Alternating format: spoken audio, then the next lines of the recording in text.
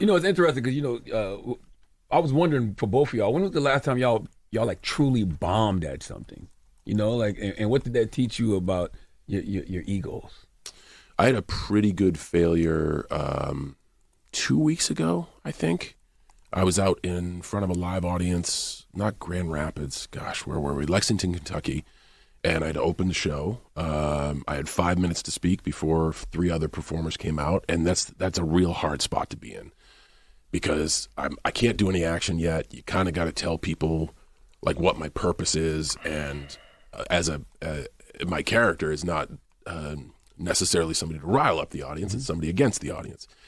So I took the route of like, okay, evil mastermind, I'd like to explain my plan. Mm-hmm. And I did for 5 minutes of like, I planned all this shit. I knew this would happen, so I made this move. I knew this would happen, and gosh, I thought it was well constructed. I thought it was dropping Easter eggs for fans. Mm.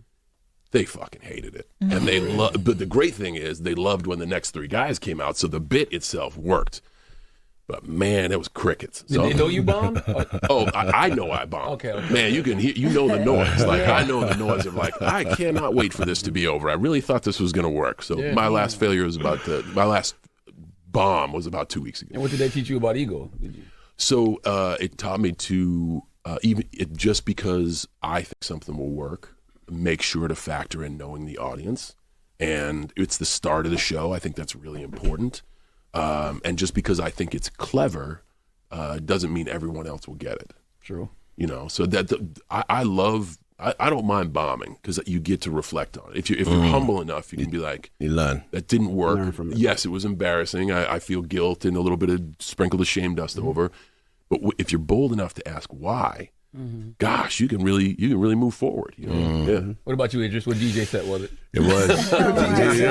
It's crazy. It was in my head, but actually, I did Coachella recently with Cascade. Cascade is a G, right? And we did a back-to-back from the beginning. It was like 25,000 people maybe, right? I did the sound check, sounded all good, blah, blah, blah. But when the people show up, the sound dynamics change. And the monitors, not to get too technical, are behind the booth. So the booth monitors need to be really loud. Cascade doesn't like his booth monitors loud. So his mixing was precise. Mine is loud. And my mixing was like, get. I was so embarrassed because he was perfect. The audience didn't really catch that. But for me, I was like, oh man, this is so embarrassing. Anyway, I fixed it by the middle of the set. But I knew, I was like, most people probably didn't know. That's probably just you. Yeah, but he knew. Yeah, he knew. Cascade's looking at me, okay, yeah. What did that teach you about ego? Nothing about ego, more about preparation and really precise preparation.